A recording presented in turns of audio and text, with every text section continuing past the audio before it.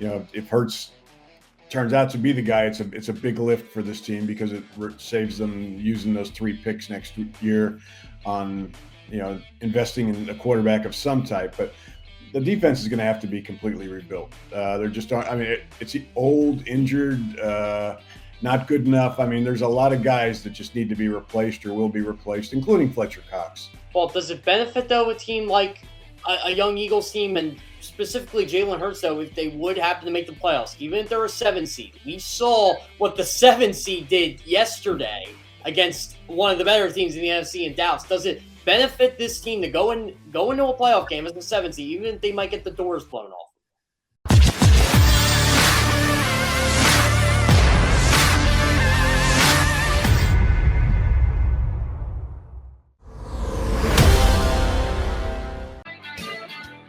It is a Monday victorious edition of Birds 365. Jeff Curran for John McMullen. Jody Mack here with you. We add a third expert into the insight of the Birds' victory over the Broncos yesterday. That would be Paul Domowitch, doing some work these days for Philly Mag. Also, the 33rd team. I've not caught you there yet, Domo. How much work have you gotten in with those guys? What did they task you to do? I'm writing a couple times a week. I do a power rankings for them early in the week that appears on Tuesdays. And then they pretty much give me my choice of any kind of,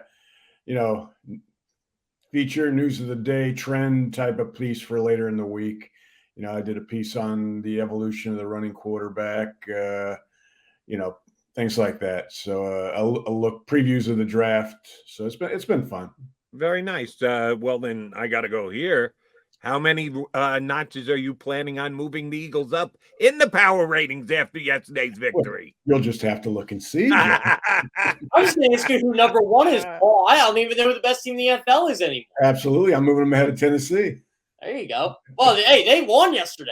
And impressive win, even though the Saints didn't have Kamara. But, hey, it's tricky leagues, Paul. It really is. Tennessee's impressive because most of these teams you look at who they played. If you find 1 or 2 winning teams that they've beaten, it's unusual. I mean, Tennessee's like 6 of their wins are against teams that were in the playoffs last year. So I mean, there's no questioning the legitimacy even without Derrick Henry of that team. Go ahead. Go ahead, Jeff. Yeah, they matched an NFL record yesterday, Paul. So the 2003 Eagles were the only team in NFL history to win 5 consecutive games against playoff teams from the prior season. Tennessee did that. I mean, that's championship game level stuff right there by Tennessee. They just keep looking better and better every week. Absolutely. So I'm going to have to ask you to power rank someone else. That would be yesterday's opposition. Broncos got out to a quick 3-0 start.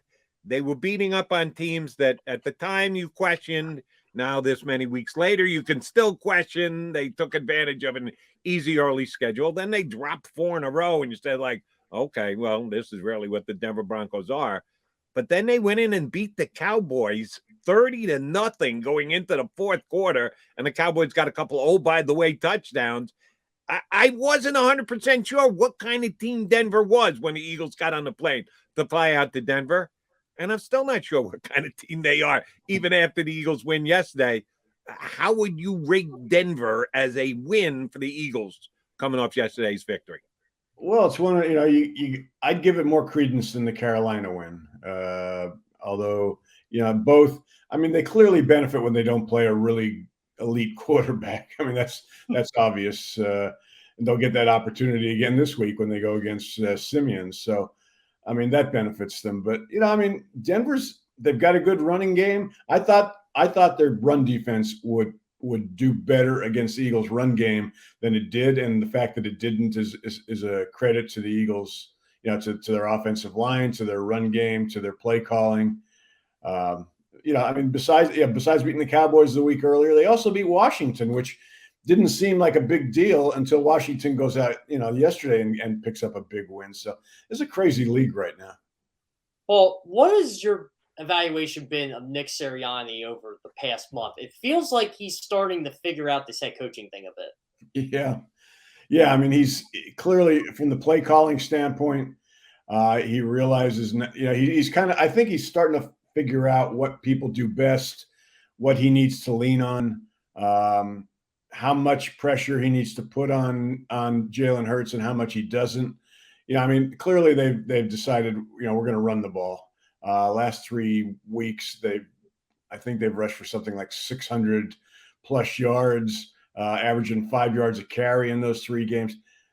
Until Denver, they were going up against run defenses that weren't very good. That's why yesterday's game kind of had a little more significance to me than the previous 2. Now, we'll see again this week. They're going against a New Orleans defense that's first in the league against the run. So you would assume they're not going to be able to do that, that they're going to have to mix it up, that Jalen Hurts is going to have to be able to have some success like yesterday, but probably having to throw the ball more than he did yesterday against the Saints next week. So that game probably will be a big test for them. Damo, I want to ask you about the Eagles' number 1 wide receiver. As Jeff said in the first segment of the show, Eagles have a number 1 wide receiver. We don't always get a chance to say that, but we can say it now. Quantity over quality, quality over quantity yesterday. Only 4 catches, but 2 touchdowns for Devonta, and the first one was a thing of beauty. How good can this kid be? Can he be a top 5 wide receiver in the National Football League? Boy, it sure does look it. If he can stay healthy. I mean, that was the only question about him coming out. I mean, everybody looked at the body and said, can he hold up to an NFL licking? And so far, so good. I mean, he doesn't take many hard hits because nobody can catch him or he gets down. I mean, that first touchdown on the 50-50 ball was just amazing. And then the route he ran for the second touchdown, I mean, he just let that guy, standing in his dust. You could see the chemistry developing, well, it's not developing, it's already there, but between him and Jalen, I mean, that's his go-to guy right now. I was curious yesterday what was going to happen after Goddard left the game with concussion, because, it's been Devonta and Goddard. And maybe if Denver had been able to keep this thing close and he would have had to throw more, and then they would have been able to focus on Smith, it might have been a more difficult game. But, that fumble and fumble recovery for a touchdown by Darius Slay kind of just ended things. Well, there was a play yesterday, and we all want to talk about Quez Watkins' drop. I looked at it after the drop. Jalen Hurts just kind of told him, it's all right, don't worry about it. That's one of the things I really like about this kid. That was a perfect throw. Jalen Hurts could have did what many quarterbacks in this league have done. Aaron Rodgers is one of them, where you just chastise the player. No, instead, he just basically put his arm around his shoulder and said, don't worry about it, it's all right, we got this. And I don't know. I thought that was, of all the good plays Jalen Hurts made yesterday, that might have been his best one. Yeah, I mean, that's, the more you see him, the more you realize the leadership skills this guy has and the respect he has of his teammates. You're right. I mean, when I tweeted that was, impressive, how he went down and sat down with Watkins after that and consoled him and told him to shake it off. I got a lot of tweets back. Well, every quarterback in the league does that. Well, no, they don't. No, they don't. and some great ones don't do it, including Tom Brady. So, I mean, it's not that you have to do it. I mean, Tom Brady's kind of a tough love approach, but, Jalen Hurts is a second-year quarterback, and Quez Watkins is a second-year wide receiver, and he handled it just like it needed to be handled. All right, Damo, I don't want to be the wet blanket on a Victory Monday, but there is an issue that we got to start to touch on. Last week, prior to the game, Miles Sanders on social media kind of put it out there. He's back. He's ready to go. Wasn't activated for the game. Wasn't even eligible to be activated because they put him on IR and I had to wait the 3 weeks. But he is eligible to be activated this week, and we expect him to practice with the Eagles this week because I don't think Miles would make something like that up. The 1-2 punch of Scott and Howard has been phenomenal the last couple of weeks. It has reduced Kenny Gainwell, got a couple of plays, couple of touches yesterday, but he is certainly the third back in the rotation now. There's not room for 4 backs. Miles Sanders is going to need to be fitted in here or fitted out of here one way or the other. While we praise Nick Sirianni for having maybe his best game as a head coach on the sidelines, he's got a little bit of a sticky wicket he's got to deal with this week. How's the Eagle running back rotation going to look going forward? Yeah, I mean, it's clear. I mean, they need those. Scott and Howard give you that power between the tackles that even Miles doesn't give them. I mean, Miles is a guy he'll deny it, and he can run between the tackles. But as we saw when he was a rookie, I mean, he prefers to get it outside. That was the way it was at Penn State, and that's where he excels here. They're not going to carry 4 on the active roster on game day, which leaves Gainwell as the odd man out if you're going to make a move. You know, Gainwell made a costly mistake yesterday. I'm not going to say he was responsible for that interception, but he missed a protection that caused that interception. Jalen was still the one that underthrew it after the guy was in his face. But you know that Gainwell's snaps have gone down because of the fact that they're focused more on running than throwing to the running backs right now. It kind of depends on what their game plan is next week. I mean, maybe they realize we're not going to be able to pound the ball 40 times, and they sit Boston Scott. I know that would be that would be tough for Boston to take, but they've got to make a decision on how they're going to play against New Orleans. If I had to guess, Gainwell might be the odd man out next week. Well, my biggest worry about this team right now, at least in the passing game, is you lose a guy like Dallas Goedert.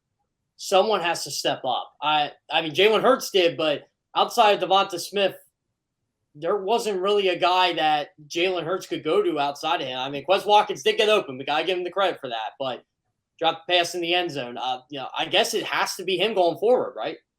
What, Jack Stoll? I mean, come on, Jeff. Tyree Jackson.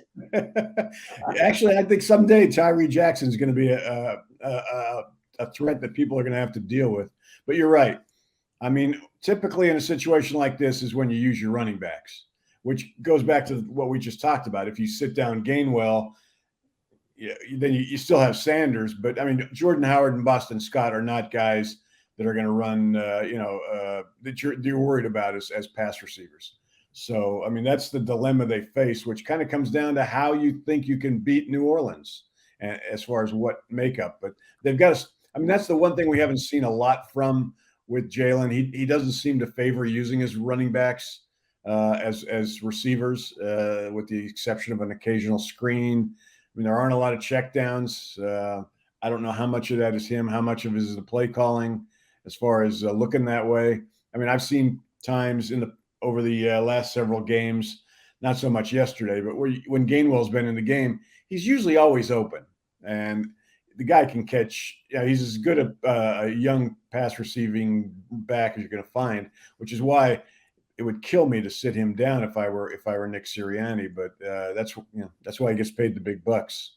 A buddy of mine, John Kincaid, had a tweet yesterday that said, if this Howard guy could have cracked the lineup earlier, the Eagles could be in a better position. Criminal negligence. No, it wasn't. If it's criminal negligence on the Eagles, it's criminal negligence to all 31 other NFL teams because you're sitting out there for anybody to sign. And the Eagles said, all right, we'll find a practice squad spot for you. And yes, because of circumstances, because of his hard work and his abilities, he's gotten his shot. He's making the most of it. He's helping the Eagles win football games. This is a give Jordan Howard credit thing rather than question anybody thing, isn't it? Absolutely. I mean, he just stepped up when he got the chance here this time. I think also the circumstances of their strength blocking wise, it just seems to be a good fit right now. I mean, he's not doing anything fancy. He's just ramming it. They're giving it to him, and he's ramming it right up the middle. Jason Kelsey's probably playing his best football. I don't blame anyone. I credit Jordan for stepping up when he got this opportunity. Yeah, Paul, there's one thing I noticed watching Sunday Night Football game last night, and even during the Eagles game, it feels like you don't need that home run hitter. Saquon Barkley, Miles Sanders. You can win with Boston Scott, Jordan Howard, Darrell Williams, we saw last night. Derek Gore, guys like this. It seems like now, at least in the league, you don't need, and it's been trending this way for a while now, but you don't need those big-time running backs. You really don't need Ezekiel Elliott to win you football games anymore. Yeah, and that's why you don't see too many running backs getting second and third big contracts. You get the most you can, and that's why Miles Sanders is a little bit miffed right now because he sees the writing on the wall. I mean, they used him a lot, as a rookie, but the second year. But he knows that there's probably, especially with Gainwell if Gainwell continues to play well, they're not going to offer Miles Sanders a whole lot when he comes up for a second contract. All right, I want to give some credit on the other side of the ball as well. Jonathon Gannon and a couple of decisions that he's made. We oftentimes make a big deal about how the Eagles use their players and how much influence does Howie Roseman, a.k.a. the front office, have on that. Well, they did go out and sign Eric Wilson as a free agent linebacker during this offseason. And the guy came in here and wasn't getting the job done. He borderline was stinking out the joint. And they flipped their linebackers. Alex Singleton, who played very well last year, was struggling early this year. Boom. In comes Edwards. In comes Davion Taylor, which, yeah, I'm sure Howie Roseman didn't have a problem with because that was a little bit of a reach pick of his. But the kid is contributing, including causing the fumble on the biggest play of the game yesterday. I'll give the nod to Jonathon Gannon there because he was going to play the best players. And it seemed to me like he didn't care how the Eagles got him, how they got into an Eagle uniform. I'm going to play the guys that give us the best chance to win. And right now they're getting much improved linebacker play. Yeah, I mean, he's tightened things up schematically a little bit. They played more press coverage yesterday. They're moving people up a little bit. The concept is still the same. They don't want to get beat deep, but clearly teams were picking them apart underneath. A guy like Taylor with his speed at linebacker gives them a guy who can get to the tight ends, who can get to the running backs, who can get to those guys who are being thrown the ball underneath and prevent the yards after the catch, assuming he makes the tackle. And, to Davion Taylor's credit, he played well yesterday. I mean, not just the forced fumble, but, I mean, he was getting to people. He was tackling them right after they made the catch, preventing first downs. I mean, that's what you want that's why you brought a guy with his speed in, so he can prevent those yards after the catch. So I got to believe Howie Roseman is just tickled pink over because I was ready to say this was a major mistake. I mean, Davion Taylor didn't seem to be very instinctive. Played 24 games at Colorado after not playing in college or as a freshman or sophomore, and never forced a turnover. I mean, in fact, you know what? Yesterday may have been the first turnover he's forced in his life. I'm serious. Because he didn't play high school ball because of his parents' religious situation. Went to Colorado, started 24 games, never forced a turnover. So this might have been his first forced turnover. Well, one thing that concerns me about this defense is I just don't see that outside of Darius Slay, that guy you can really, I don't want to say build around, but there's not a lot of stars on this team. Like Josh Sweat can be. Davion Taylor can be, but there's no bona fide. Fletcher Cox is getting old. We got to admit it here. Right. And there's a lot of guys on this team where you're just like, okay, where are they going to be going forward? Yeah, I mean, I wrote about that this week, guys. It's this defense is going to have to be. Everybody's focused on the quarterback, and rightfully so because it's so important. And if Hurts turns out to be the guy, it's a big lift for this team because it saves them using those 3 picks next year on investing in a quarterback of some type. But the defense is going to have to be completely rebuilt. They're just aren't. I mean, it's old, injured, not good enough. I mean, there's a lot of guys that just need to be replaced or will be replaced, including Fletcher Cox. I mean, he played well yesterday. First time we've even seen him probably since the Carolina game. Made a couple big plays, both in the run and rushing the passer. But, they need linebackers. They need more corners. They need safeties. I mean, Rodney McLeod probably won't be back. Derek Barnett, he's on the first train out. Brandon Graham's going to be back, but he's going to be 34 years old, coming off a major injury. So anyway, long story short, I mean, they've got to almost completely rebuild that unit over the next year or two. Along those lines, we're seeing some guys step in and at least give them a little something like Davion Taylor.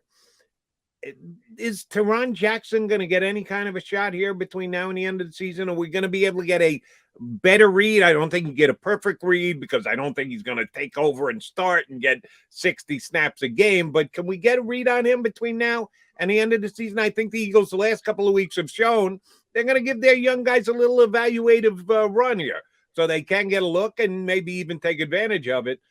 Is that going to happen with Mr. Jackson? Yeah, I mean, I think the circumstances are gonna determine a lot, Jody. I mean, if they say they go out and lose next week, that might make them conclude that the playoffs probably are a lost cause. Um, so they might start giving guys like that more snaps. If they don't, then if they beat New Orleans next week, then they're back to playing guys that they think they give them the best chance of winning from week to week. So, and right now I don't know where that puts Teron Jackson. Paul, when you look at this schedule, I know you mentioned playoffs here.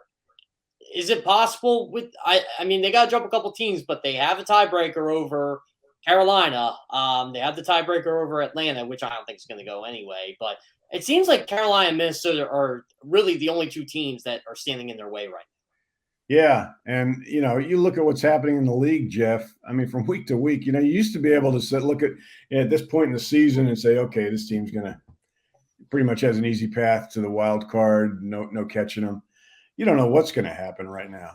But yeah, I mean, if these guys catch lightning in a bottle, if they start playing like they played yesterday over a longer period, if Jalen Hurts continues to progress, they've got a shot. I mean, it's not a great shot, but I mean, they certainly are going to. It's not a situation where they're going to have to look towards next year if they can keep winning. And I've already seen some debate on my Twitter and other outlets where Eagle fans get to chime in and comment on our stream here on Birds 365. Is it better for the Eagles to be going forward and being in a playoff race?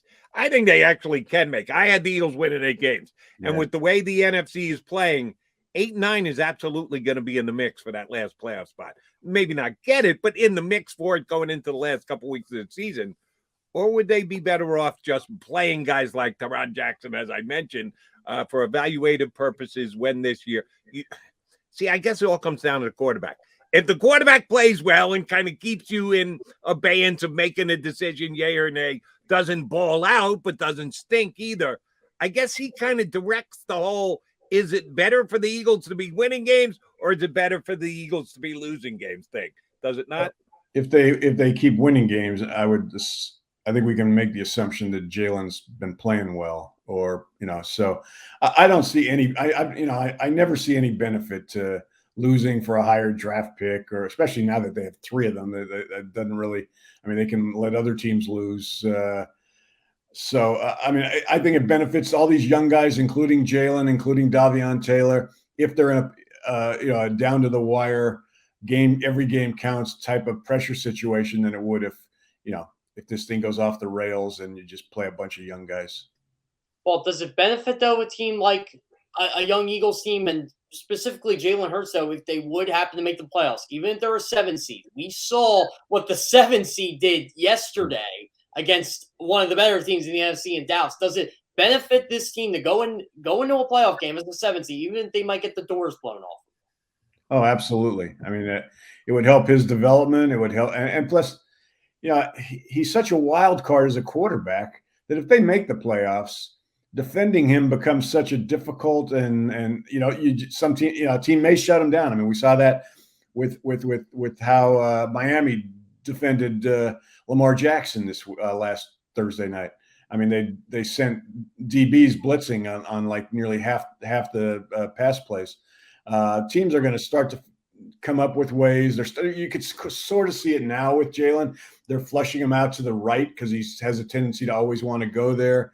And then they have somebody waiting so that a lot of his yardage came on runs yesterday when he was able to get around the corner. But anyway, you're seeing teams kind of devise ways with the more film they see on him to try to stop him. Sometimes it's worked, sometimes it hasn't. But you get to the playoffs with him, it gives you it helps him, and it certainly makes it puts more pressure on a defense because they haven't seen a quarterback like this. All right, let me get this on the record before Eagle Nation gets really mad at me. I'm on CBS Sports Radio while the game was being played yesterday, and our reporter from Denver checked in at the end of the game a couple minutes ago, and he said the Eagle fans were giving a tutorial to the Bronco fans on how to sing Fly Eagles Fly. So it was a major contingent of Eagle fans in Denver yesterday and they enjoyed themselves and celebrated well. But now they come home. And Eagles are 0-4 at home, Domo. 4-2 on the road, but they're 0-4 at home. I'm not putting this on Eagle Nation, but they haven't been in attendance for a win yet this year. Just the coincidence that the beatable teams, where it fell on the schedule, that the Eagles are actually won 4 games on the road and are 0-4 at home, or is there something more to it? Yeah, I mean, I think it's just a coincidence, Jody. They go 3 and out on the first drive Sunday. They'll be booed, but they know that. I don't think it has any effect on their play. It doesn't put any more pressure on them. I think it just happens to be the way that the cards have fallen as far as winning on the road and not at home right now. Paul, so we got to talk a little bit about the Saints game. I think this is – I don't know what to make of this team. They beat Tampa Bay. They lose to Atlanta. I still don't know how they did. And they lose to Tennessee. They don't have Alvin Kamara. And yet the quarterback has actually played well. I don't understand this Saints team right now. Oh, by the way, they have a good defense too. Yeah. Well, I mean, everything in this league comes down to the quarterback. And so, but with that team, you take Kamara out of the mix and it's a different story. They got to be praying or getting their voodoo dolls out right now and hoping that Kamara has one more game with that knee injury where he's not able to play, or they feel they can win without risking him re-injuring it. Because I mean, he's especially against this team. I mean, we've seen the linebackers have trouble underneath chasing these people. Chasing guys with his kind of speed, running backs and tight ends, and so you take him out of the mix. I think it makes them clearly more beatable. But they are an enigma. But they have such a good defense; it's carried them so far. You're not going to run on them like we talked about earlier, and they're past. They get pressure on the quarterback, so they're tough to score points on. Damo, last thing, when do we need to go to 33rd team to get the new advanced Eagle power ratings? Where did you have them last week? I know you're not going to tip your hand and tell us where you have them now, but what number did you have them last week, and when do you come up with them all for the league? I believe they were 23rd last week. They'll be out. The new ones will be out tomorrow morning. Very good. We'll be on the lookout for it. No, by the way, not a great week for the Eagles draft picks.